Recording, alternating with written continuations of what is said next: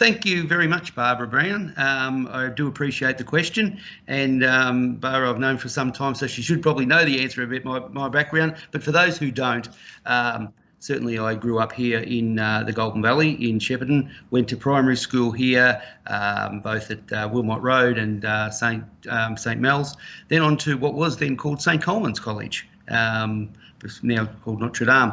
Upon leaving school, went and worked in Melbourne with the Foreign Affairs Department down there for a period of time.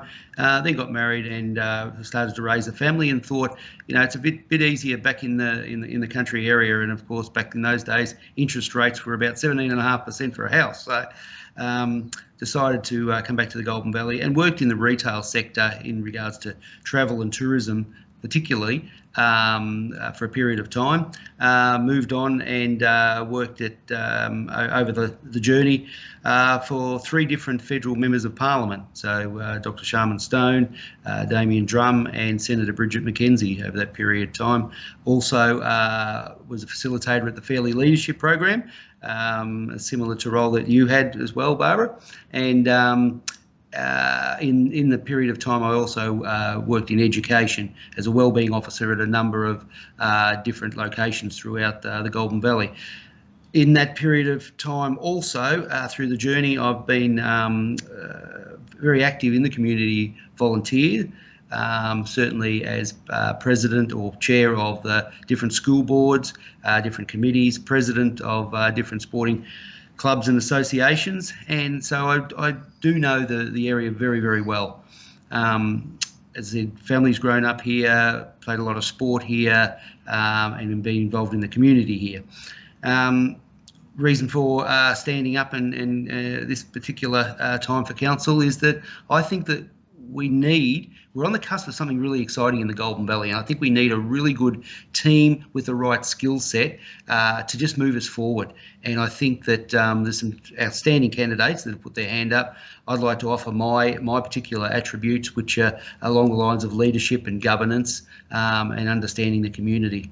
Look, thank you, Emily. It's a really good question, and it's an interesting proposition to try and be, neutral by 2030.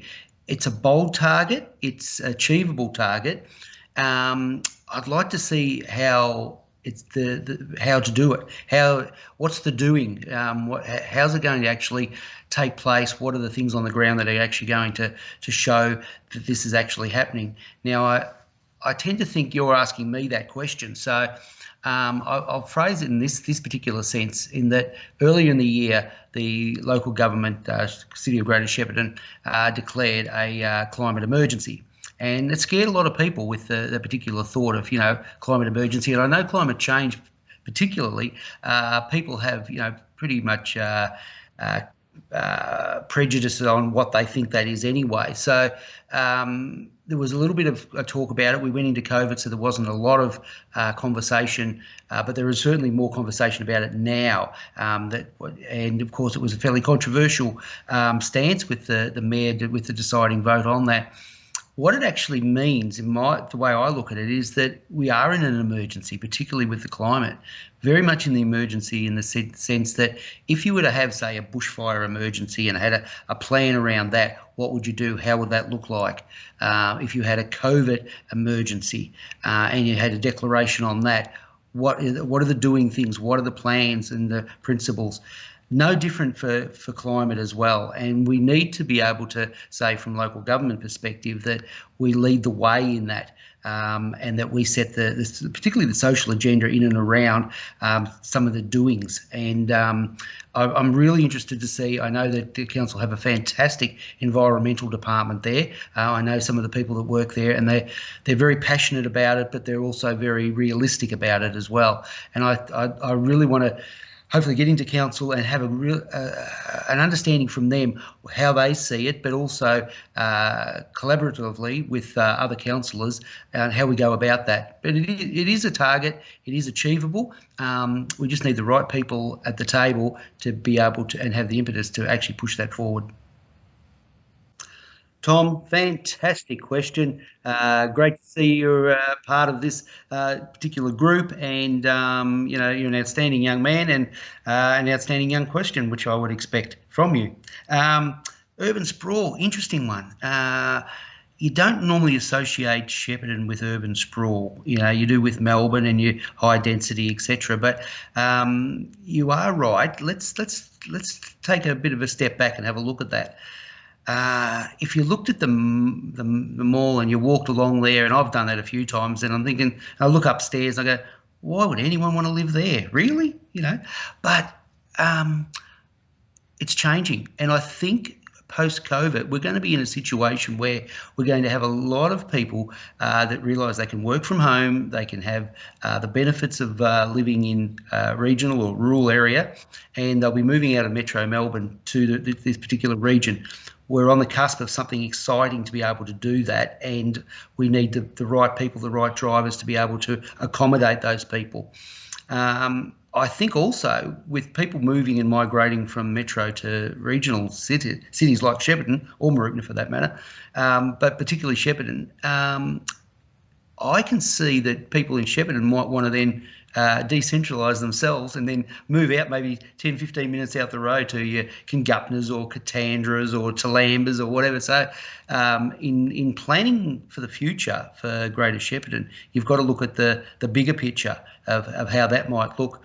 In regards to the inner city, the CBD particularly, the market dictates it somewhat.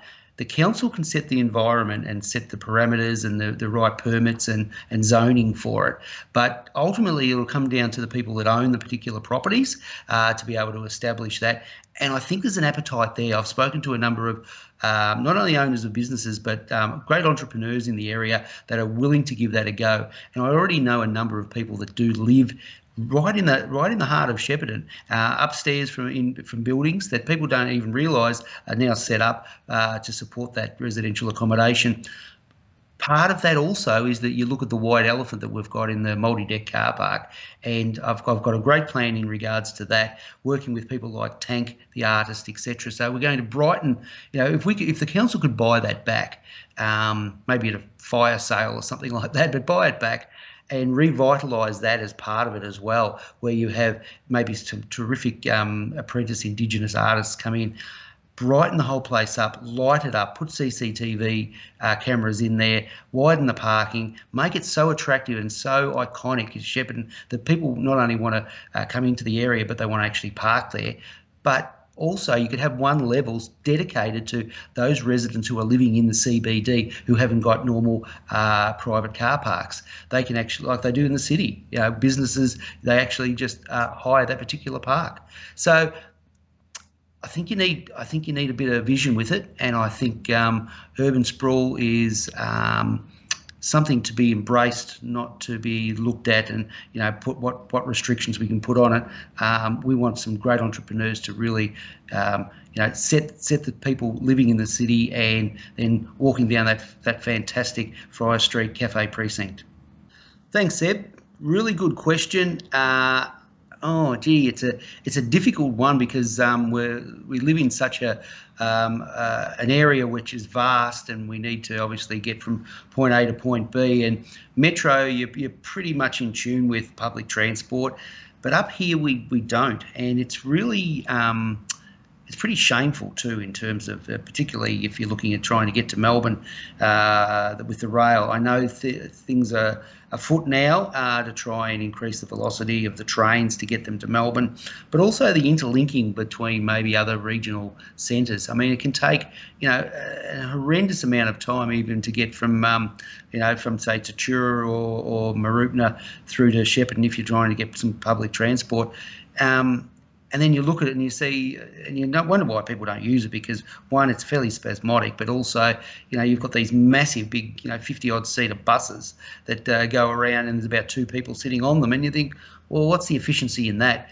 It's a public service, yes, but, there needs to be a real vision with this. And in adopting the new 2050 council plan, thankfully the council had to put that off until the next council is elected, which is good because it gives a bit of a clean slate in having a look. And I think transport needs to be incorporated in that pretty strongly.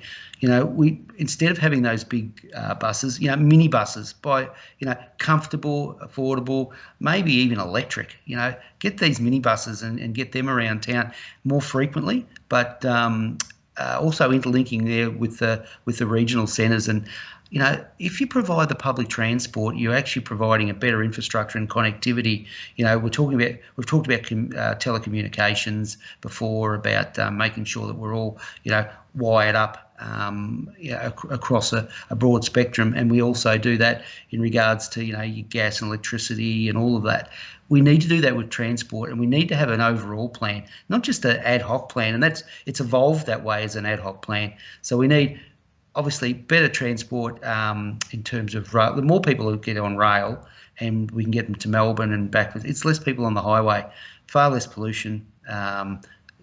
It's a bit of a no-brainer, but it just needs investment, and it needs a bit of willpower coming from our leaders in that.